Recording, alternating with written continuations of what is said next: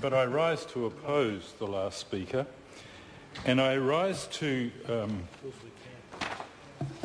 oppose this piece of political theatre, 1 and a bit pages of 4 clauses, which if passed would allow imports without the payment of tariffs as currently proposed by the Tariff Act of 1988. In effect, this tiny piece of political theatre here would get rid of the Tariff Act of 1988. This Act provides a framework for the tariff of New Zealand and its administration. The Tariff Act also provides for transitional safeguard measures where these have been provided for under free trade agreements.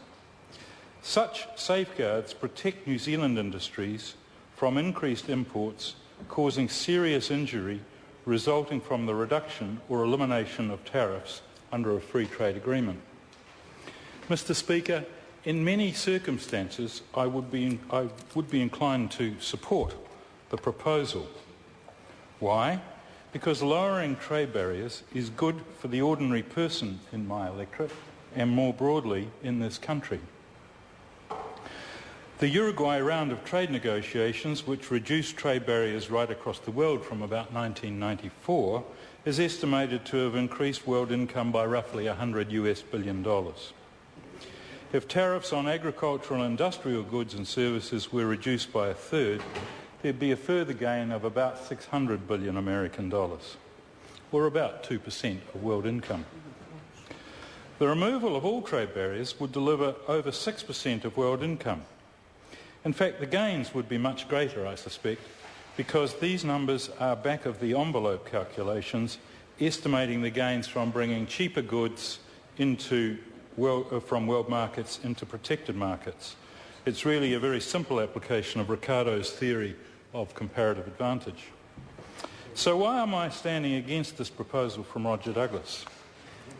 Essentially, the question, Sir Roger, is about judgment. Mine differs from yours.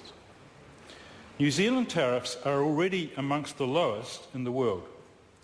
New Zealand, along with economies like Hong Kong and Singapore, Sir Roger, which you've mentioned, is one of the most open in the world. So there are actually very few tariffs left to be knocked off. And those that remain, Sir Roger, are very low. The current 5% and 10% tariffs are subject to reductions that may arise out of World Trade Organization, out of the Doha round, and also to reductions that may be negotiated with New Zealand's free trade agreement partners over the coming years. The most recent of these is the Malaysia Free Trade Agreement, which is before my select committee. In fact, Sir Roger, if you look at New Zealand's existing free trade agreements, there are very few tariffs left. They've been eliminated from exports from Australia, and our recently concluded FTAs with China, the 10 nations of Southeast Asia, Hong Kong and others, mean that they're on a path towards elimination with these countries also. In addition, through the World Trade Organization, we've offered duty-free access to the world's poorest countries, the least developed countries, or LDCs. There's only a few sectors like clothing, textiles, footwear and some manufacturing where tariffs remain. New Zealand's last scheduled unilateral reduction of tariffs took place on the 1st of July last year, when the highest tariffs, mainly on footwear and carpet, were reduced to 10%. And on the 1st of July 2008, tariffs on a range of mainly manufactured goods were reduced to 5%. So if you talk about companies in my electorate, and I'm thinking now, for example, of Metalform in Dannevirke, where I will be on Friday helping lock up the 500th export wheelchair, high-tech wheelchair, where the highest, these companies are in absolutely no rush to see the remaining tariffs eliminated.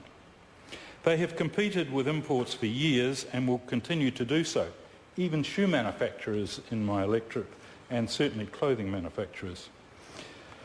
These tariffs are likely to be negotiated away as our free trade agreements take effect, but there is little to be gained from doing this immediately. And this is why my judgment differs from Sir Roger's, because I can remember back in the late 80s where Sir Roger and your colleagues from the Labour Party caused massive economic restructuring. And what did that achieve? It increased unemployment. It ruined many small businesses. It ruined many farmers in my electorate. It penalised those on low incomes. And it penalised the elderly who rebelled against discriminatory taxes. I say to you, Sir Roger, this is not what we need in this time on the back of a recession. It's a question of judgment, and that is why I stand against you. I think that the problem New Zealand faces is not that our consumers are hampered by high tariffs. That was certainly once the case, but no longer is. It is that other countries have not followed suit, and I'm particularly thinking of America. Where we would see the real economic gains is if tariffs were reduced in our key export markets. And that is precisely what the government is working hard to do through its agenda of FTA negotiations. We've done it with China, now our second largest trading partner, and we're reaping the benefits. New Zealand exports to China grew by 43% last year, a key factor in driving New Zealand through the global recession and helping keep New Zealanders in jobs, Sir Roger.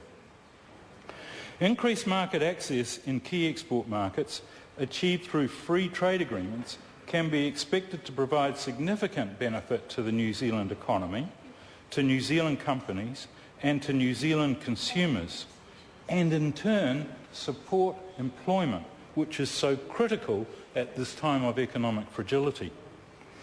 Cabinet last year decided to maintain tariffs through until 2015.